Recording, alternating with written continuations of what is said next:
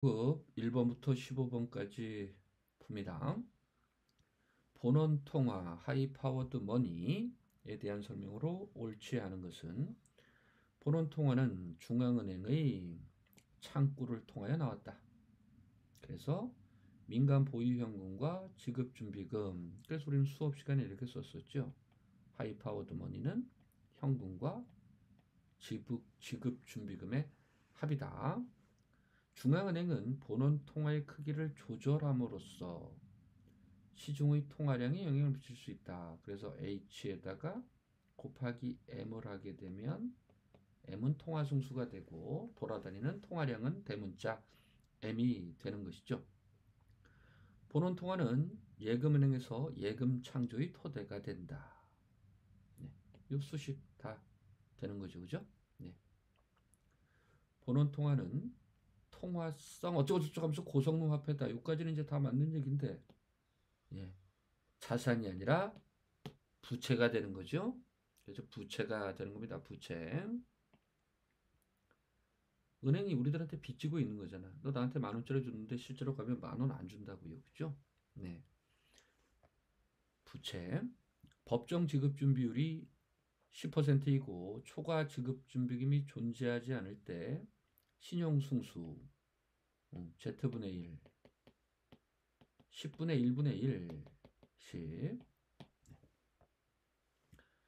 경찰은행의 대차 대조표가 다음과 같다. 자, 이거 보십시오. 여기 부채. 여기에는 자신의 돈, 그리고 사람들이 예금한 크기를 적는 것이고, 또 예금을 하게 되면 지급 준비금을 가지고 있어야 되겠죠. 네. 이건 왜 그러냐면, 잘 보십시오. 사람들이 은행에 돈을 예금했다. 그럼 은행에서는 빚지고 있는 거예요. 빚지고 있는 거. 부채가 되는 거죠. 자본금도 뭐야? 돈 대준 사람들한테 갚아줘야 되는 거라고요. 나중에. 은행 차원에서는 부채가 되는 겁니다. 그런데 중앙은행에다가 예금한 것 중에 지급 준비율만큼 갖다 줬으면 그건 내가 요구할 수 있는 거잖아. 응, 내 거야, 내 거. 자산. 은행에서는 요구할 수 있는 거라고. 자산. 그렇죠? 네. 그리고 은행에 와서 사람들이 돈을 빌려갔다. 어이, 야, 내 돈 갖고 와. 라고 하는 대출금. 그렇죠? 이것이 자산이 되는 겁니다. 이 표를 머릿속에 잘 넣어두세요. 다음에 이제 문제 풀 때 이걸 가지고 대차 대조표를 만들 겁니다. 예. 하여튼 여튼 그렇다.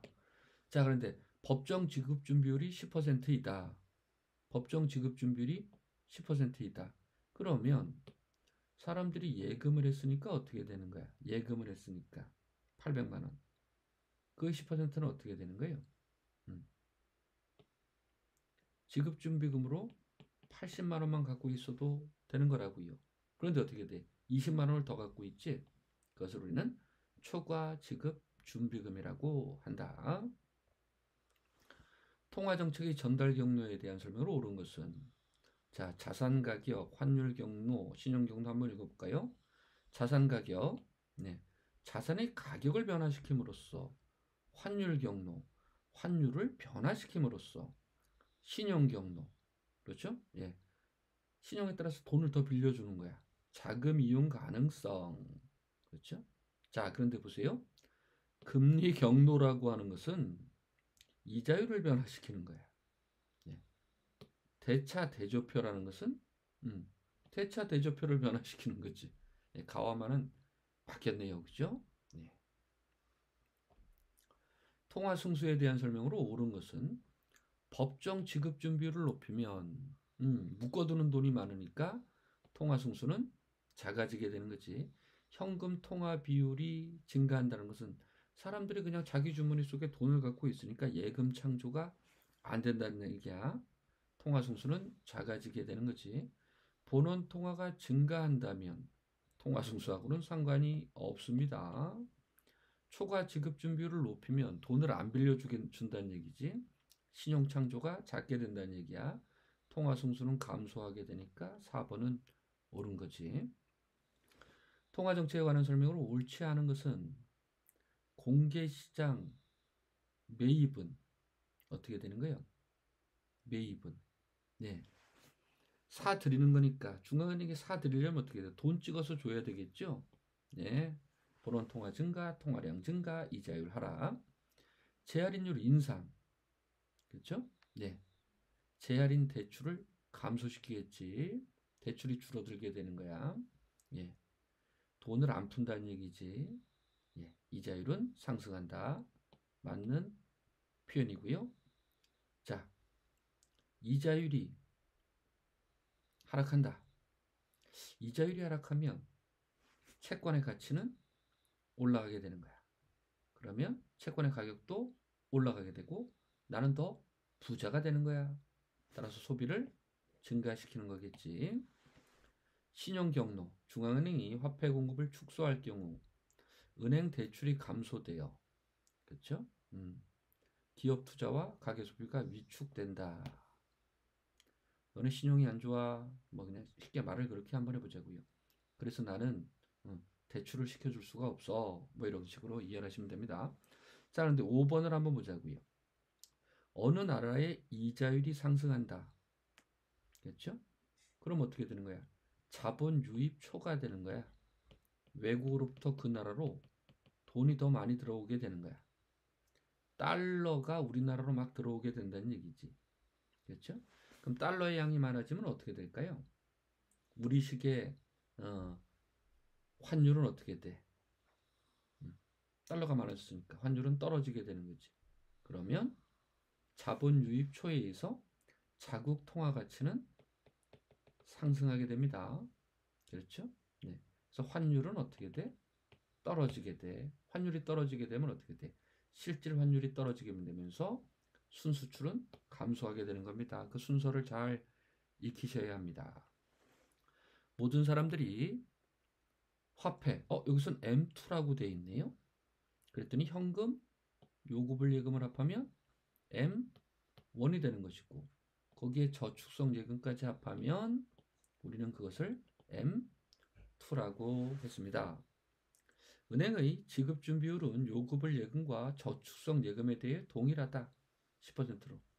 M2 통화 승수를 구하자. 에이, 그러면 신경 쓰지 않아도 돼요.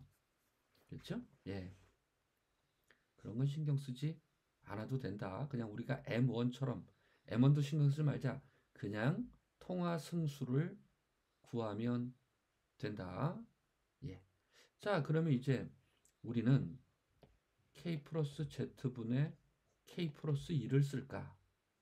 그렇죠?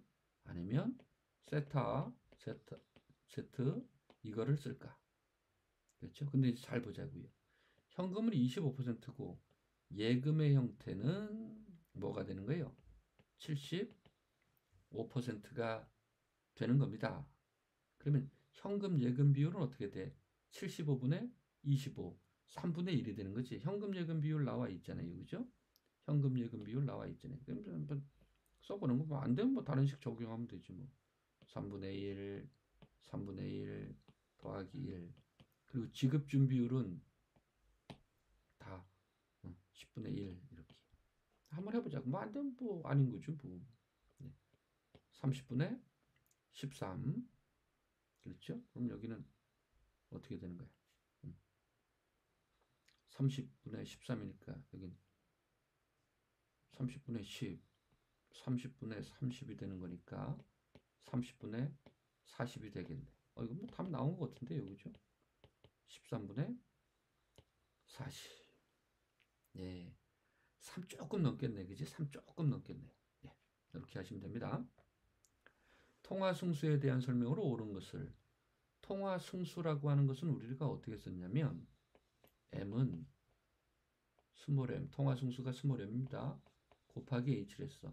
따라서 통화 승수라는 것은 이렇게 본원 통화 대비 통화량이 몇 배냐라고 하는 겁니다. 따라서 통화량을 본원 통화로 나눈 값을 말하며 화폐 승수라고 얘기한다. 오케이. 기억은 옳은 거야. 통화 승수는 현금 예금 비율이 낮아지면 어떻게 된다고요? 돈을 돌리자. 돈을 돌려 통화량은 커지는 겁니다. 커지는 거지. 통화 승수는 지하 규모가 커지면 돈이 돌아가는 게 보일까요? 안 보여. 그걸 드러내면 어떻게 돼? 세금 들어간다고. 따라 세금 안 내기 위해서 돈을 몰래 돌리는 거. 그것을 우리는 지하경제라고 하는 거야. 그 지하경제에 있는 돈이 은행으로 들어올까요? 안 들어와요. 저축은 안 할 거란 말이야. 네, 통화승수는 작아지게 됩니다. 통화승수는 지급준비율이 낮을수록 돈은 더 많이 돌게 되니까 커지게 되는 거지. 화폐 유통 속도가 상승한다는 것은 내 앞을 화폐가 더 많이 지나간다는 얘기야. 더 빨리 더 많이. 그렇죠? 주어진 시간에 더 많이 더 빨리 통화승수는 커지게 되는 겁니다. 따라서 기억만 옳게 되네요. 이런 문제가 제일 더러운 거야. 그지? 예. 그냥 옳고 그름만 따지면 되지 뭘 맞느냐 몇 개냐 이러면 이런 건 진짜 힘듭니다. A국은 코로나 위기 이후 회복되는 과정에서 높은 인플레이션을 경험하고 있다. 그래서 인플레이션을 낮추기 위해서 인플레이션을 낮추려면 일단 통화량을 줄여야 하는 거야. 공개시장 매입을 하게 되면 어떻게 돼? 돈을 푼다는 얘기지. 이러면 안 돼. 지급준비율을 인상한다. 통화량을 줄이자. 재할인 대출을 축소한다. 여기 중요한 거야. 여기 잘못 읽으면 재할인율을 낮춘다. 이렇게 읽는 사람이 있어. 재할인율을 낮추면 돈이 많이 돌아. 근데 여기서는 지금 재할인 대출을 축소한다 그랬어. 대출을 축소한다 그랬어. 네, 이건 맞는 얘기입니다. 재할인율을 작게 한다랑 재할인 대출을 감소하는 것은 다른 겁니다. 재할인율을 낮춘다는 것은 대출을 크게 해준다는 얘기야. 그렇지? 예. 말을 헷갈리시면 안 되고 지급준비금에 지급하는 이자율을 낮춘다. 그럼 어떻게 돼? 지급준비시키지 않고 돈을 더 빌려준다는 얘기지. 시중은행에서는. 그럼 통화량은 증가하는 겁니다. 나다. 통화정책 수단 및 통화정책 전달 경로에 대한 설명으로 가장 적절하지 않은 것은 앞에서도 풀어봤죠. 이자율이 인상한다면 국내 통화 가치가 상승하여 자국 화폐 가치가 상승하여 환율은 떨어지게 되고 환율은 떨어지게 된다면 순수출은 감소하게 된다. 적절한 표현입니다. 공개시장 매입은 통화량을 증가. 통화량 증가에 따라서 이자율은 하락. 투자는 증가. 옳은 표현이죠. 재할인율 인상. 대출을 해주지 않겠다. 그렇죠? 네. 이렇게. 그리고 중앙은행에서 돈을 빌려가는 거란 말이야. 재할인이라는 거. 은행과 은행끼리 할 수도 있지만 중앙은행에 가서 돈 좀 빌려주세요. 이렇게. 그러면 시중으로 나가는 돈이 줄어들게 되니까 본원통화 감소. 그렇게 이제 해석할 수가 있는 것이고요. 그런데 이제 우리는 보통 통화량이라는 말로 썼지. 하지만 중앙은행과 시중은행 간의 관계라면 본원통화는 감소할 수가 있습니다. 재정정책에 비해 통화정책은 내부 시차는 짧고 외부 시차는 길지. 네, 이건 벌써 말이 틀리는 거야. 이건 통화정책이라는 말이 있지 않아도 그냥 3번은 옳지 않은 말입니다. 한 국가의 금융 시스템에서 법정 지급 준비율은 요구불 예금과 저축성 예금 모두 10%로 동일하다. 앞에서 했던 것처럼 M1에 대한 통화 순수냐, M2에 대한 통화 순수냐, 뭐 하여튼 그런 걸 물어보는 문제인가 봅니다. 비은행 경제 주체들은 현금과 예금을 모두 일정한 비율로 배분한 후에 다시 예금을 요구불 예금과 저축성 예금으로 배분한다. 예, 그래서 뭐 요구불 예금과 저축성 예금이 모두 뭐 10%로 동일하다라는 그 전제 조건을 넣겠죠. 그러면 M1 통화승수 지금 요구불 예금과 저축성 예금을 다 같이 얘기해서 우리는 M2라는 개념으로 달려들고 있는데 이 나쁜 놈들. 그렇지? 뭐 이렇게 시험 문제를 꽉 M1 통화승수에 대해서 묻고 있어요. 그렇죠? M1 통화승수에 대해서 묻고 있단 말이야. 그렇죠? 자, 그러면 일단 문제를 보자. 비은행 경제 주체가 현금에 비해 예금을 많이 보유할수록 예금을 많이 보유한다라는 것은 뭐야? 요구불 예금도 많이 하고 저축성 예금도 많이 한다고 했으니 M1 통화 승수는 당연히 커지겠지. 법정 지급 준비율이 높을수록 통화 승수는 작아진다고 했고요. 금융 위기 등으로 초과 지급 준비금을 많이 보유하면 통화 승수는 작아진다고 했습니다. 물론 요구불 예금이라는 걸로 해서 저축성 예금이라고 해서 M1, M2라는 말을 쓰고 있지만, 그렇죠? 이런 건 지금 무시해도 상관이 없다. 지금까지는 아무런 M1과 M2를 비교할 필요가 없었던 거예요. 1번, 2번, 4번은. 근데 잘 보자. 예금 중 요구불 예금에 비해서 저축성 예금을 많이 보유한다라는 것은 요구불 예금은 어떻게 적게 한다는 얘기잖아요. 그럼 요구불 예금에 적용되는 것은 M1 통화 승수잖아. 그것은 작아지게 되겠지요. 3번. 말을 뭐 저렇게 꽉. 어떤 나라의 본원 통화가 2천이다. 이런 건 우리 저 단위는 얘기하지 말자. 이 나라 국민은 자신의 통화 중 5분의 1은 현금으로, 나머지 5분의 4는 예금으로. 자, 여기서 또 이제 주의해야 됩니다. 통화라는 것 중에 5분의 1은 현금으로, 나머지 5분의 4는 예금으로. 그러면 현금 예금 비율은 뭐가 되는 거야? 4분의 1이 되는 겁니다. 요거. 그리고 지급 준비율이 4분의 1이니 바로 요것을 적용하면 되겠죠. 1. 따라서 어떻게 돼? 4분의 1 더하기 1 나누기 4분의 1 더하기 4분의 1. 그럼 밑에는 4분의 2, 위에는 4분의 5. 통화 승수는 2분의 5. 그러면 2천을 곱하게 되면 5천. 통화 정책이 자유재량보다는 준칙을 따르도록 해야 된다. 자유재량은 이랬다 저랬다. 시간 불일치. 자유재량 정책이 경기 순환을 초래할 수 있다. 요래서 이제 우리는 준칙을 따르도록 하는 거지. 근데 통화 정책이 뭐 외부 시차가 길다, 내부 시차가 짧다 이런 것은 준칙이냐 재량의 문제가 아니라, 그렇죠? 그냥 통화에 대한 문제가 되는 거예요. 뭐 재량이 짧다, 준칙이 짧다, 뭐가 길다 그런 것들은 아닙니다. 그래서 가와 나. 본원 통화는 현금과 지급 준비금이고, 본원 통화는 중앙은행이 화폐를 발행한 것과 중앙은행 지급 준비금의 예측과 함께 같다. 이렇게. 그래서 우리 화폐 발행액, 그렇죠?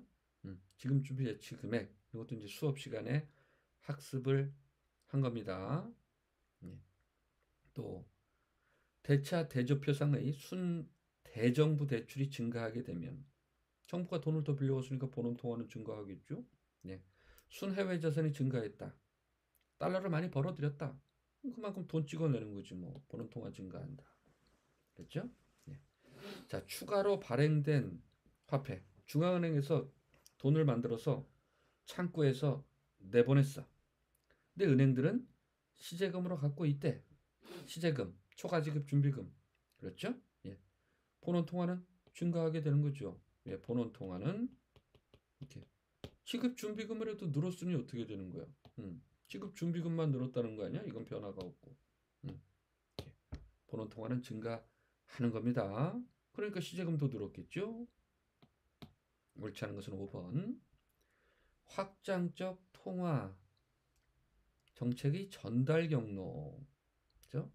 환율, 금리가 하락하게 된다면 돈은 빠져나가는 중에서 환율이 상승할 것이고, 환율 상승 중에서도 뭐 실제로 환율이 상승하니까 순수출은 증가할 것이고, 경상수지는 개선되는 겁니다. 자산 가격 경로에 따라